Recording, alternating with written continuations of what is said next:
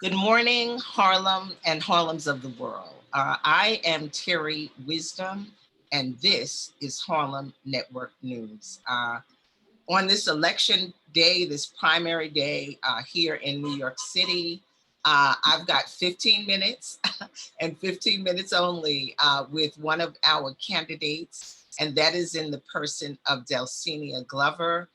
She is running for State Assembly 70th District against long-term incumbent Inez Dickens, and also Shawana Vaughn is running. She is a new candidate with a new platform, and she is a director of a independent company, Silent Crime, which is working to assist those who are coming out of jail.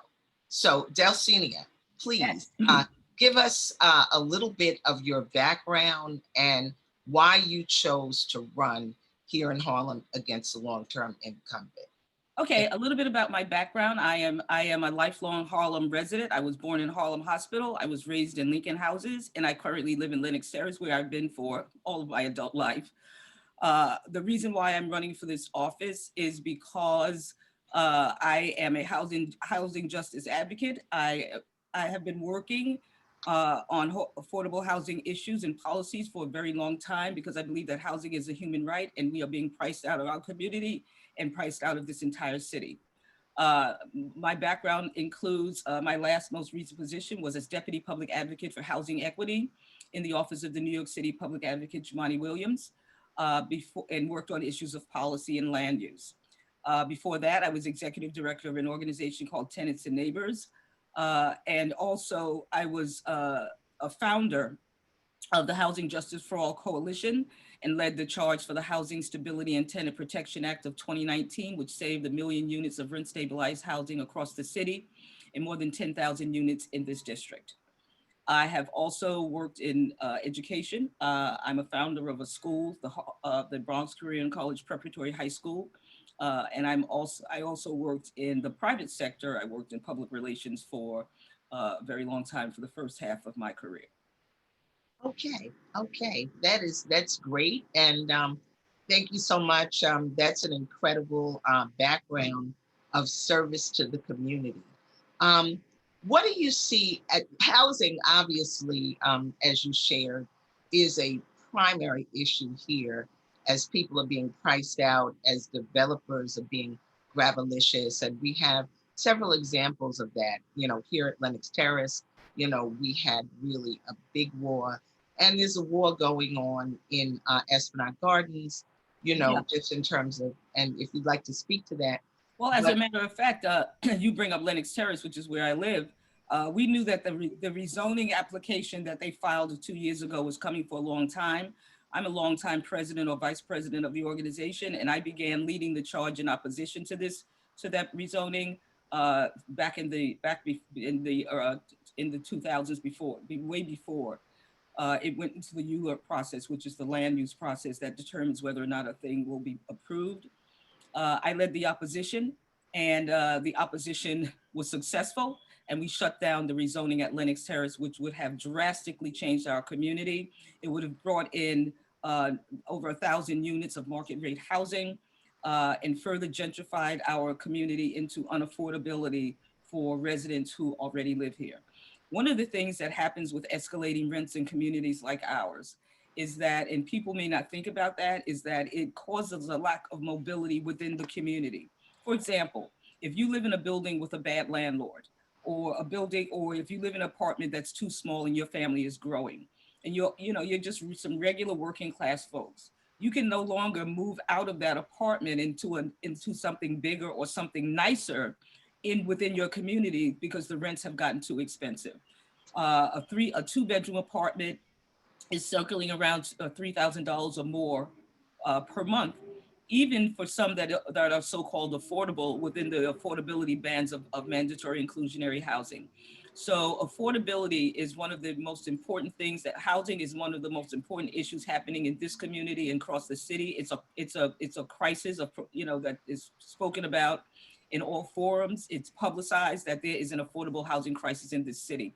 We have a homeless population that's circling around 50,000 people at any given time, and most people who are in shelter or are housing insecure are families and not single people. Okay. And people need to think about the fact that we have a huge population of children in our public schools who are housing insecure, and it affects their educational, emotional, and intellectual growth. And so this As is well why as their health, of course. housing is, I mean, there are, we have three primary needs in life: food, clothing, and shelter. And if we're not taking care of any one of those, we are doing a disservice to our children, our families, and all of our citizens. Okay. So there's a lot going on. This is Terri Wisdom, Harlem Network News. I'm here with candidate for State Assembly, 70th District, Delsenia Glover. There is a lot going on in the Harlem community, Yes. a lot going on in the state, a lot going on in the country in terms of changes that are needed. And I think that myself I'm and sorry, in terms of changes that are what? changes that need to happen Okay. for the betterment of people. Yes. And a lot of people are extremely frustrated because they feel, even in a New York City, where, and it really doesn't go down to black and white, color or not, but Okay. it does go down to that in terms of what that represents in terms of disparities and disenfranchisement. So we have a black mayor, we have a major amount of black and brown people on the city council. We have a black vice president. We have a lot of people who should be representing what our needs are. And we don't understand, does the bureaucracy stop them from getting these things done? Our incumbent, and I know there was a debate between you and, state assembly member Inez Dickens, as well as the new candidate, Shawana Vaughn. But what is it that you feel you are going to change, and why you decided to run against a long-term incumbent? That's an important question that the community really needs to understand, so that they can support you in what you represent and how you're going to represent the community. As I said, and this is part of the reason why I'm taking this run. As I said, my focus is affordable housing, and my focus is housing for all New Yorkers. And the Housing Stability of Tenant Protection Act passed in 2019 because we had enough people and it's a great bill. It saved rent stabilized housing, but it happened because we have a majority in the New York State Assembly that votes for these progressive, well, I don't call them progressive, I call them human issues, as well as the Senate. The incumbent did not support the bill. That's something that I could not understand.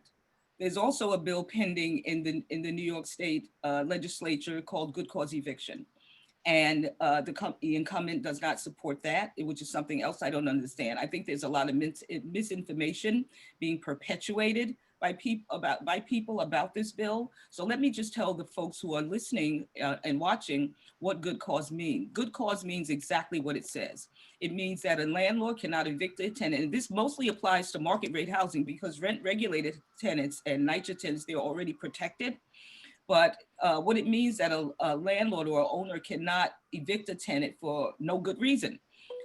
Landlords can still evict tenants for being a nuisance to their neighbors, for using the property for illegal means, for not paying their rent. And so all of the reasons that you can evict a tenant still exist, except you need to have a reason to evict someone and to throw them out in the street. Because what's been happening for a very long time, Terri, is that landlords, when the market grows, or when it becomes, when housing costs go up, Yes. people who are not protected, they can be evicted solely for the person of getting in a new tenant to pay higher rent. I've been talking to people as I've been going around the district, and I knocked on the door of one woman and she said, well, today is my last day in this apartment. And I said, why? And she said, because this is a market rate tenant. She said, because the landlord just raised my rent 20% and I can't afford it. that's pretty much an eviction right there for a lot of people. So Mhm. what good cause eviction does is it protects those tenants from unreasonable rent hikes and also from being evicted without good cause. What the bill allows for, just as one final thing about good cause eviction, because I'm Okay. passionate about this, what good cause eviction does, it eliminates the ability for landlords to increase rent, say 20% or whatever they, hundreds of dollars at a time. What it does is it puts a cap on how much they can raise the rent. And the cap is this is in the law, this is in the legislation, that they can raise the rent up to 3.1% or 150% of the CPI, which is the consumer price index, whichever is greater. Now, 3.1% increase per year is a pretty good increase. Yes. So yeah, Yes. exactly. And so that's what it does. It protects tenants. And if a person who is in office and is not in support of tenant protections in a community like Harlem, then I think that they should be challenged and I think they should be unseated. Okay. What has the response been of the community as you're moving around? A lot of people know you, they know the work that you've done, but how do people feel in terms of you challenging a long-term and known incumbent? And what has the support been? What do you think? I have not spoken to a single person in the community or a single person in who I know or who knows me who thinks that I should not be doing this. I have Okay, support from I talk to strangers on the street, great. and they say, thank God, we need someone like you in office. And so I have gotten nothing but support. I have not had anything negative. Maybe one or two people said, well, this is what I'm doing.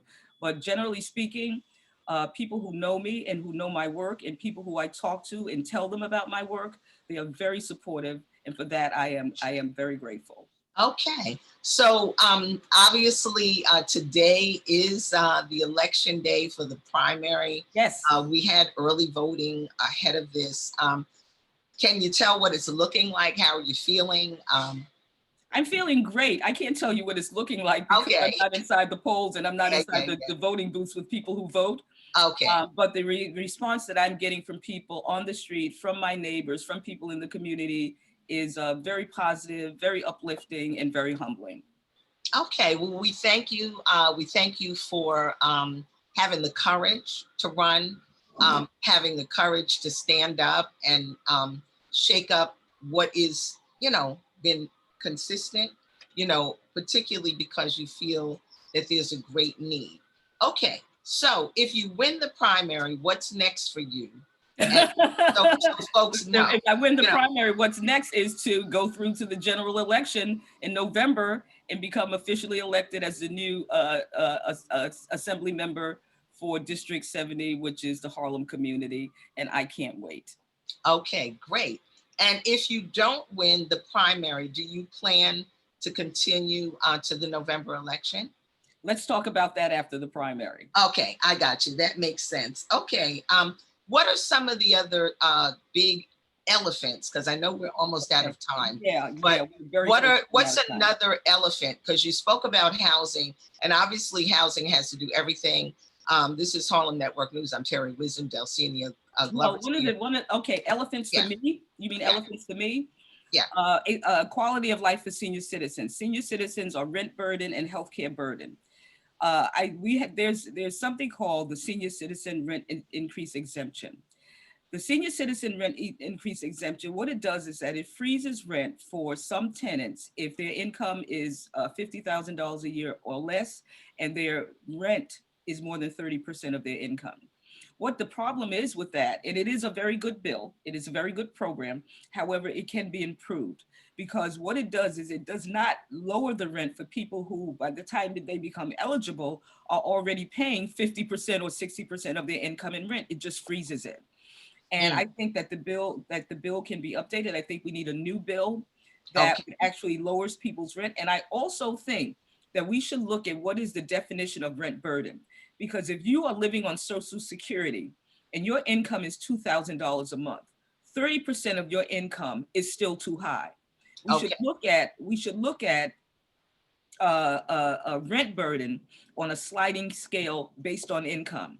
30% might not be too much for a person making a couple $100,000 a year, but although that would be a heck of a lot of rent.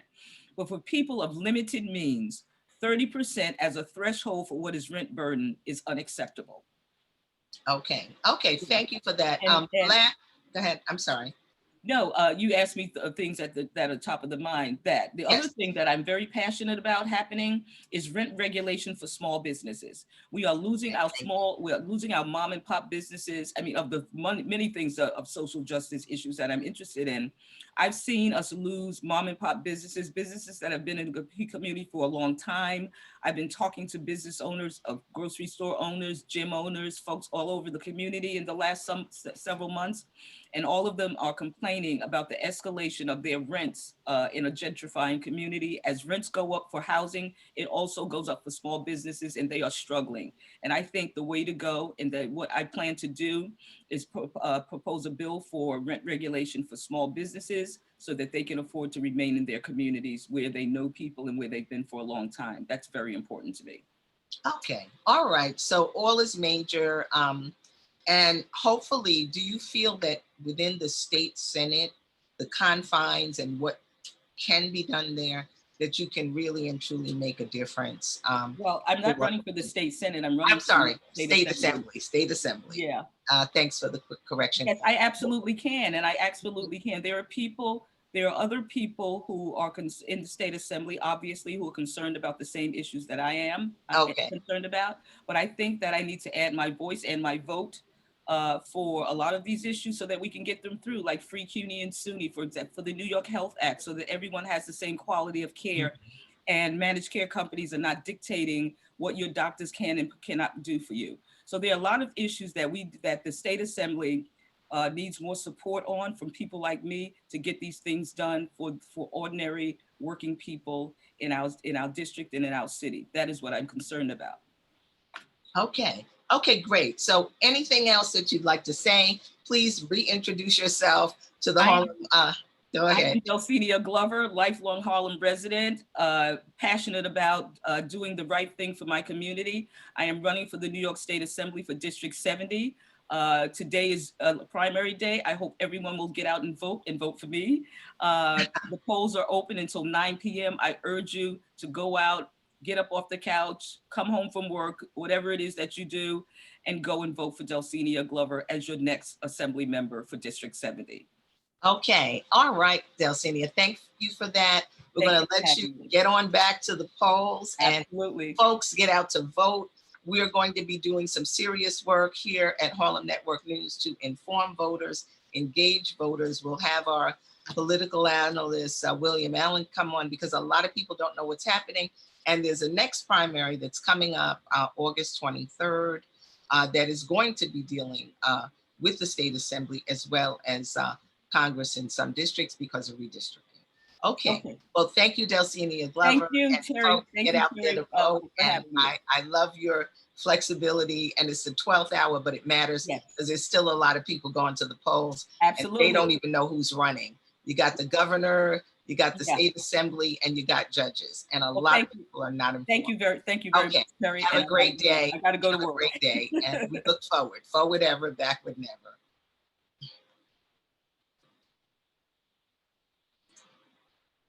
Thank you, Terri Wisdom, Harlem Network News, on this historic primary day.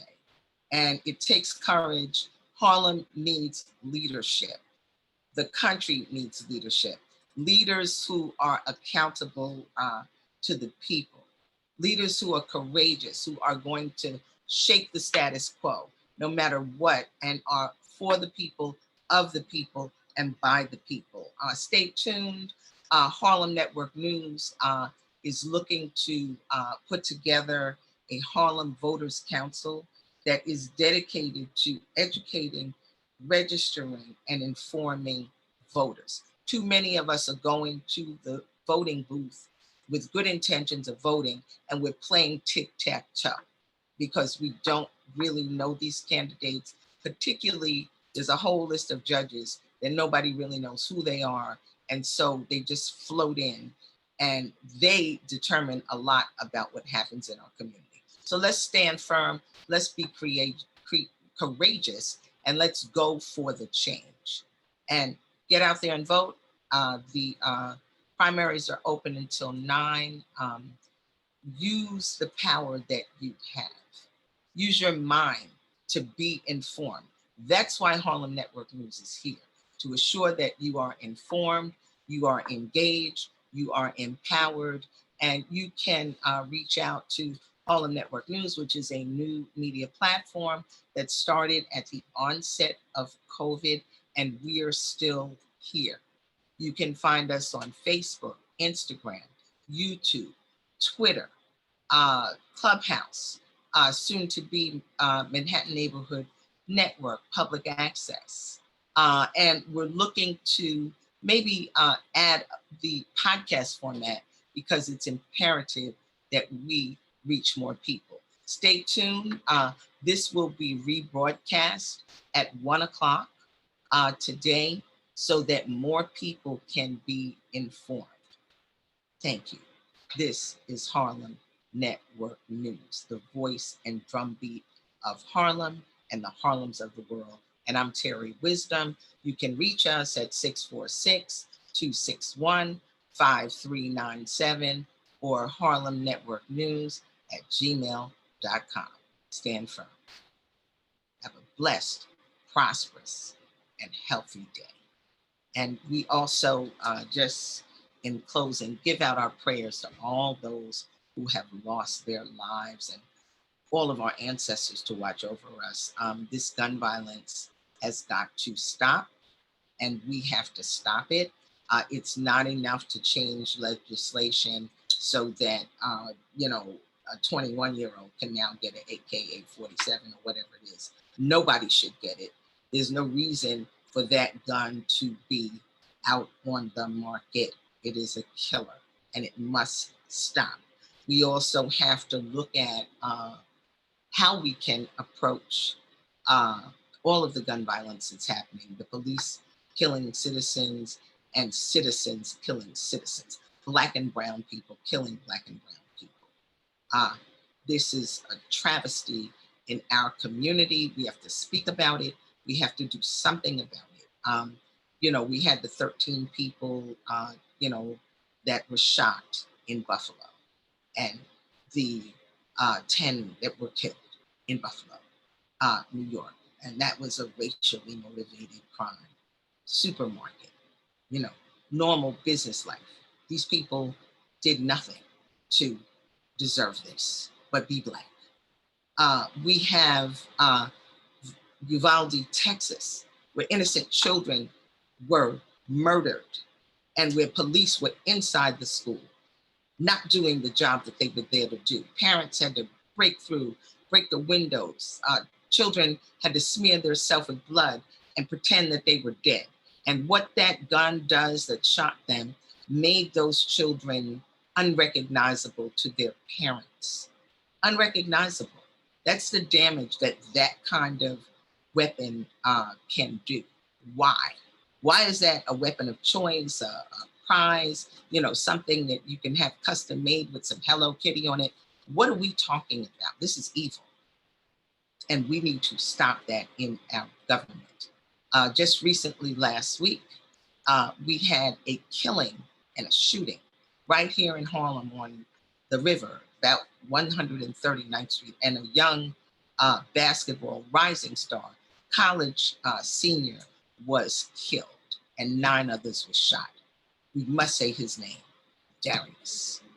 So we've got to stop it. I had a wonderful encounter at one of the candidates' event to acknowledge and try and stop the violence. And there was a mother who stood up, I believe it's Miss McFarland. She stood up and she said, "My son is a shooter." And thank God he was a poor shooter and he's in jail. And I had to stand up, speak truth to power.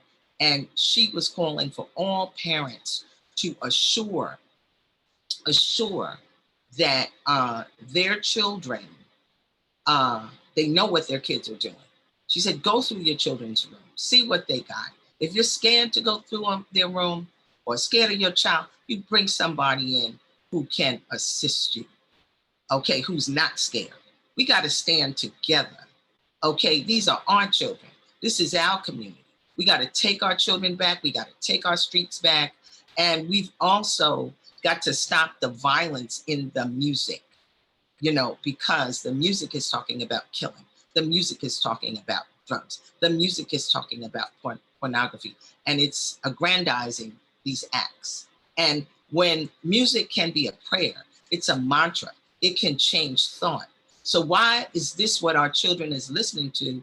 And it's what we're paying for. We're housing our children. We're buying their devices, okay? We've got to stop it. We've got to take control of what should be so that our children can have a future. So our ancestors who struggle, so our backs who they're walking on, okay, that they can survive, that they can live, that they can accomplish things, that they can be educated.